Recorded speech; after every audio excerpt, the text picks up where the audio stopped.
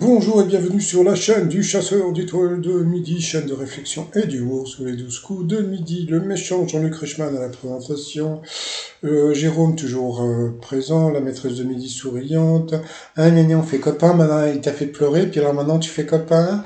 Bon bah voilà, ensuite au coup d'envoi la première question, comment s'appelle la place principale de Venise? C'était la place Saint-Marc, après vous aviez, je sais pas comment il s'appelle, c'est pas grave.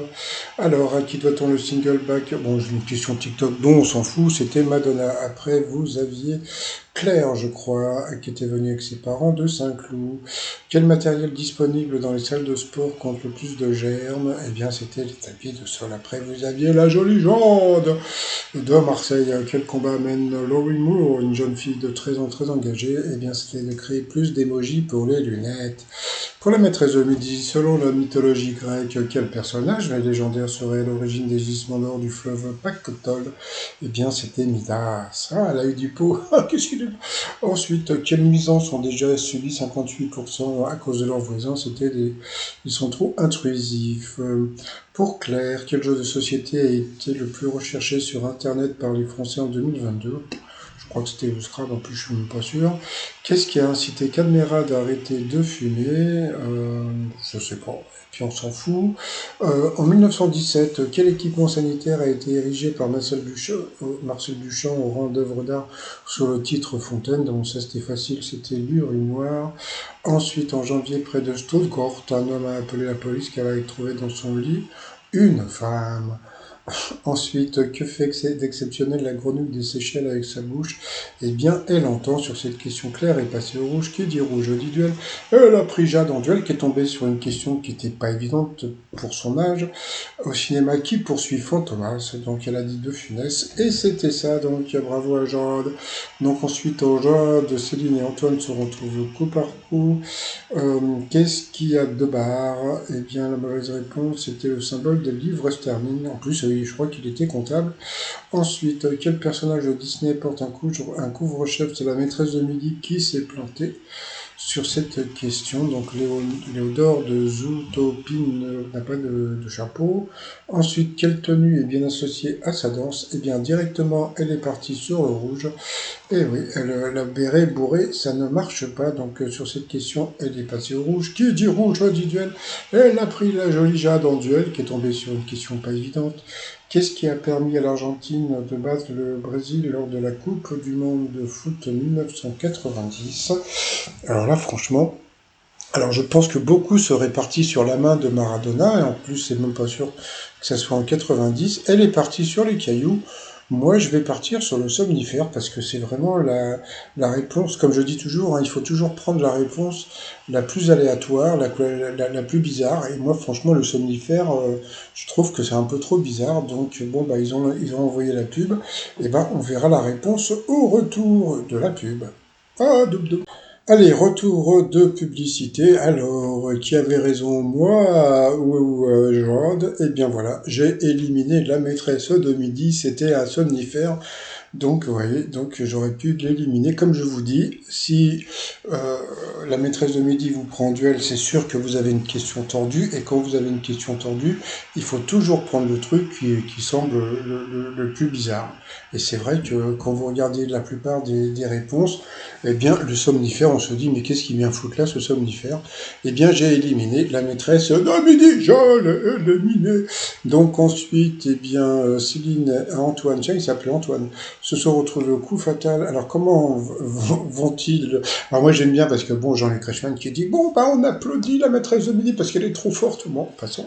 Alors si Céline regarde mes vidéos, je tiens à dire que je n'ai rien contre elle. Sauf que quand Jean-Luc Reichmann dit qu'il faut l'applaudir parce qu'elle est trop forte, c'est pas vrai, elle est pas trop forte. C'est les candidats qui ont des questions qui sont plus difficiles qu'elle, c'est tout. Mais bon, je sais pas si elle est au courant, ni son mari Jérôme, ou son mari, son concubin. Alors, c'est parti mon kiki, pour Indochine, Moran et contre tout, Chancal, question facile.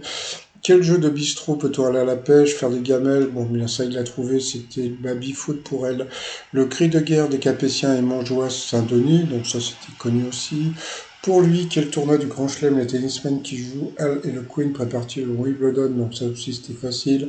Quelle région autonome asiatique a pour chef le Dalai Lama? Donc bien sûr le Tibet, question facile. Pour lui, quel prénom suivi d'un numéro désigne les armures d'Iron Man? Et ben voilà.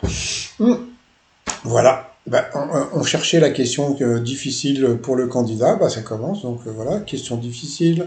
C'est parti, après, quel verbe évoquant un légume signifie arroser légèrement en projetant un liquide? C'était asperger, mais bon, franchement, c'était pas évident non plus. Dans Peter Pan, quel est le nom du bateau du capitaine Crochet? Encore une question difficile pour le candidat.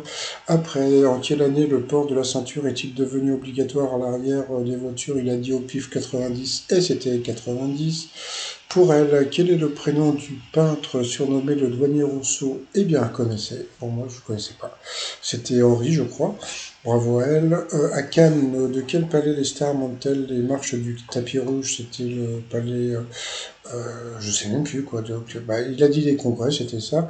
La météo française utilise les degrés Celsius, mais comment s'appellent les degrés aux États-Unis? Donc Fahrenheit. Ça, c'était une question pour elle facile. Pour lui, dans le dessin animé vice versa, quelle émotion est représentée par le personnage rouge? Pas encore une question difficile pour lui. Comment appelle-t-on les habitants de Sardaigne? Il est parti sur les Sardénois, c'était les Sardes. En quelle langue Anne Frank a-t-elle écrit son journal? Je crois qu'il est parti sur le polonais, c'était le néerlandais. Et puis après, bah voilà, après il a été éliminé. Bon, bah elle était contente. Bon, bah voilà, comme dirait l'autre, c'est le jeu, ma pauvre Lucette. Allez, ensuite, bah, il faut savoir qu'elle avait 30 000 euros pour le coup de maître. La chaumière doit son nom à ce que l'on trouve sur le toit. Question facile. Ensuite, vous avez la question de Luna, 8 ans. Alors, que vise Amel dans sa chanson Ma philosophie? Encore une question facile, c'était la Lune. Ensuite, quel artiste partage la place du Tertre sur la butte Montmartre à Paris? Alors, bon, ça fait longtemps que je suis pas allé, pourtant c'est pas loin de chez moi. Je vais y aller bientôt, mais je crois qu'Anne Hidalgo les a virés. C'est-à-dire qu'avant, il y avait les peintres qui étaient sur la butte Montmartre. Je crois que maintenant, il n'y a plus personne. Donc, c'est assez rigolo. Bah, j'irai, il y a pas, j'irai bientôt, on verra. Donc, elle a dit l'autre, bon, c'était une question facile, c'était les peintres. Donc, encore une question facile pour elle. Pour quel film Lady Gaga a-t-elle écrit, chanté All My Hand? Elle n'est pas tombée dans le piège, puisque c'était Top Gun et non pas Star is Born, donc elle aurait pu tomber dans le piège, donc bravo à elle. Et puis à la fin, donc dans un sondage de l'Institut Cluster 17, quel événement historique a le plus marqué les Français? Donc il y avait la Révolution française, la chute du mur de Berlin ou l'abolition de l'esclavage. Je pensais que s'ils avaient mis la France champion du monde, je pense que là, il n'y aurait pas eu de problème. Elle est partie sur la chute du mur de Berlin. Et puis alors ce que j'aime bien, c'est que la caméra s'est approchée de son regard. Et c'était ça, donc elle était contente. Donc voilà, elle a gagné 15 000 sur, allez, on va dire, allez, 3 questions difficiles et 2 coups de bol. Donc voilà. Mais bon, comme je dis, hein, il faut pas s'énerver sur ce genre de choses, hein, puisque, comme je l'ai déjà dit, ne faut pas vous prendre la tête que de savoir qu'elle a gagné 15 000 euros. C'est vrai que 15 000 euros, c'est beaucoup, beaucoup d'argent. Mais il faut savoir que cet argent, c'est la publicité et cet argent, c'est aussi vos appels. Donc tous les gens qui téléphonent, bah, vous participez à donner de l'argent à la maîtresse de midi, à moins que vous fassiez rembourser. Mais après, donc voilà, donc on peut dire qu'elle a eu la chachate, hein, aujourd'hui. Donc bravo, hein, bon voilà, donc ça lui fait plus de sous-sous par rapport à l'étoile mystérieuse. Bah, comme je vous avais dit, jusqu'à présent, elle était partie sur des hommes et aujourd'hui, elle est partie sur Florent Pagny. Alors, comme on peut voir, vous avez un nouvel indice, donc le micro, j'en parlerai demain. Et puis bon, bah, c'est toujours Léa Drucker dans l'étoile mystérieuse. Mais bon, je veux pas dire du mal, mais aujourd'hui, moi, j'ai battu la maîtresse de midi. Donc, comme si un jour vous participez au 12 coups de midi, ne prenez jamais la maîtresse de midi en duel. Et quand elle vous prend duel, choisissez la réponse la plus débile. Voilà, j'ai éliminé la maîtresse de midi. Allez, à plus tard, bye bye.